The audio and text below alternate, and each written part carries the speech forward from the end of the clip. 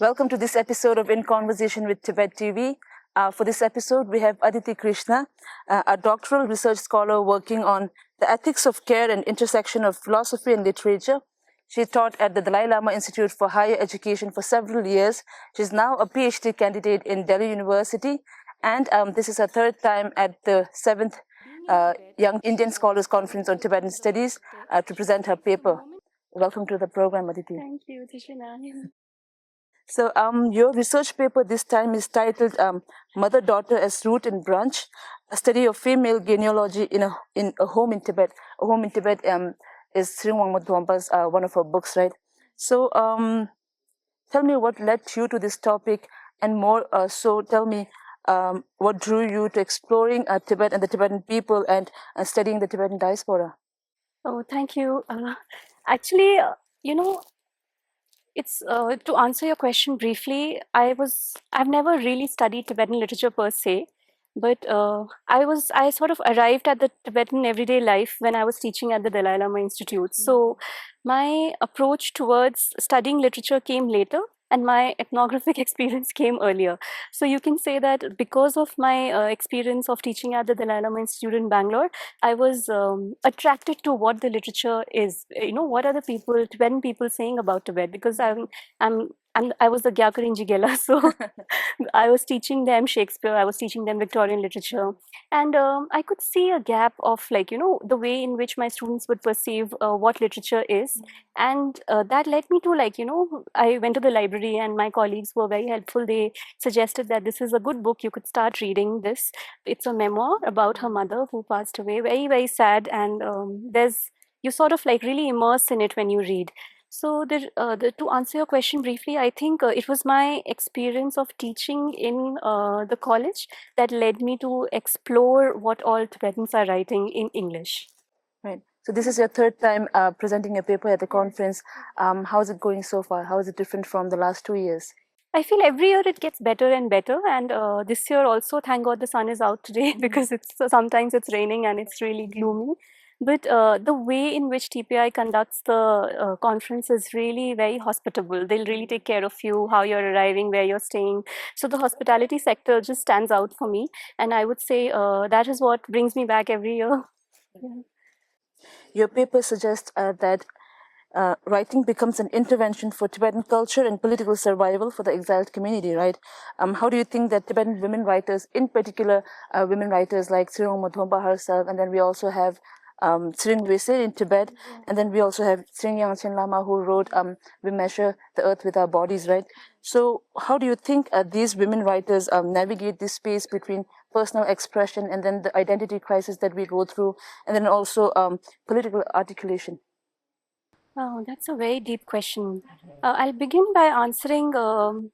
I'll stick to Sereng Wangpo Dhumpala's text because that's my area of focus. I have yet not read Sereng Yangzom Lama's We Measure the Earth by Our Bodies. I'm yet to read it, so I don't know much about that. But when I read Sereng Wangpo Dhumpala's poetry, I felt she was talking straight from her heart, and anything that is honest and true is death by political. It is something that there's no manipulation out there. What it is. So that sort of really drew me to read more of her work, and particularly I like Sereng Wangpo Dhumpala's work not just for her honesty, but also it's so clear, it's lucid writing. You can really understand, and she went to LSR, I believe, and she was also in Delhi, so parts of whatever she's written fell under my worldview also. I went to another girls' college in Delhi University, and the major thing for me, which was a big you know takeaway, was that she was raised by a single mother, and the love that she expresses for her is so touching. I was also raised by a single mother, so I felt like she was my mouthpiece. Whatever I wanted to say, she said it. So I think that sort of drew me, and like I said, anything that is honest is political for me, which is not manipulated at all. It is not written with any reader in mind, particular reader to appease. It's just written because she probably was dealing with so much, and It's like a journal of some sort. yeah, in it a does way. feel like that, and also like a sociological document of what Tibet is like now, because how do you access Tibet in today's time and age? So this document became that point of access for me. Right. So, touching upon mother's care and her way of storytelling, your paper throughout explores a mother's care and how that includes passing down oral history and then storytelling, and then how that contributes to the preservation of Tibetan identity and our culture, and then the exile born to the exile born Tibetans who've never seen Tibet fight for Tibet, right? So, could you elaborate that on that? Yes. You know, while I was also teaching in college and I was teaching poetry and literature, so on and so forth, I observed that a lot of my students would say these two words quite often, kindness and compassion. And I would be a little like, what does it mean? Like, what does kindness and compassion mean generally? And just to answer your question with these two words in sight, I felt that when Dhompala is also talking to her mother, or her mother is telling her stories of being a single mother is not easy, of course. Raising a child alone is very difficult. But the love and compassion she has, that she's never referring to the bad things or, the atrocities that she went through. She's always looking at what next, how can we make this better? How can we make our situation in exile better? So that sort of approach I felt was very deeply rendered in this memoir. Like she really talks about how um, a mother's perspective on things, on how how her past has influenced her. She didn't let her daughter become bitter, that she never says I hate Chinese or anything like that. So there's so much love that is being passed on, and that really struck out to me, and which is why I say kindness and compassion I never understood. But when I read this, Sering Mompo Thompala is also asking the same question, that are we going to get Tibet back just by having compassion in our hearts? There's a chapter in which she says that. I think the chapter is called Payun. And when she says that, I felt the same thing. Like, can we survive without an army? Can we only, have compassion in our hearts and get our country back? So, is that even possible? But through the mother's actions, how she's living her everyday life, I felt it is perhaps possible. It's a new way of looking at things, because militarization is, of course, one way to look at it. But what do you do every day? How do you fight every day? You have to have love and compassion in your heart. So, that's how it goes about. Right. Also, the fact that China's whole narrative is based on lie. Yes. So the truth has to come out one day, right? How long can they hold onto that negativity and lie? Absolutely, yeah. Which is why it holds so much potential for me, because it's coming straight from someone's heart of what Dhompala has seen, what her mother has seen.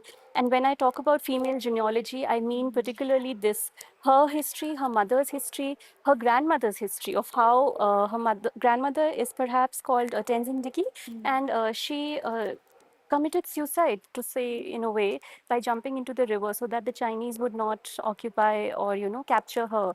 So that sort of love for your country, how do you explain?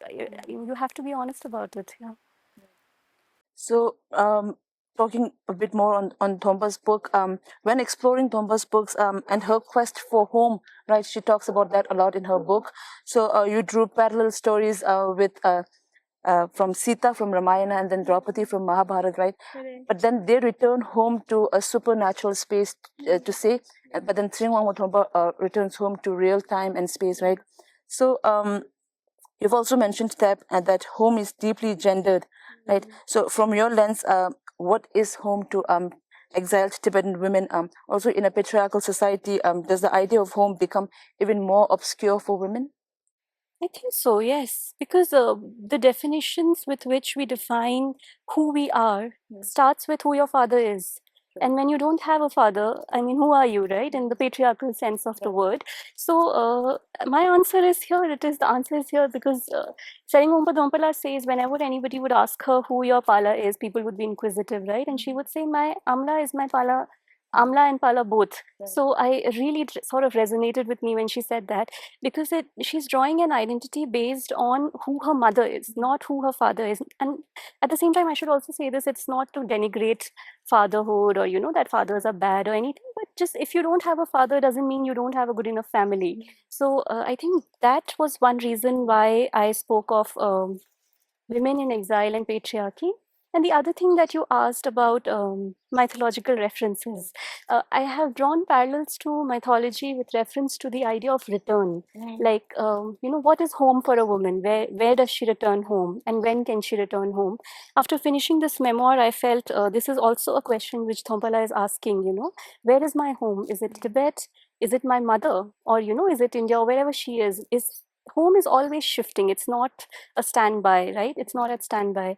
And because I grew up listening to Mahabharat and Ramayana as mythological texts only, not as our historical background, but they kind of like really made me think about what happens to women when they want to go back home. So for example, towards the end of the Ramayana, Sita has been again accused of infidelity, and she's tired, and she says, she prays to her mother earth, and she says, enough now, I want to come back home. So her mother earth is our home, and one of her names is also Janani, Sita, something like that.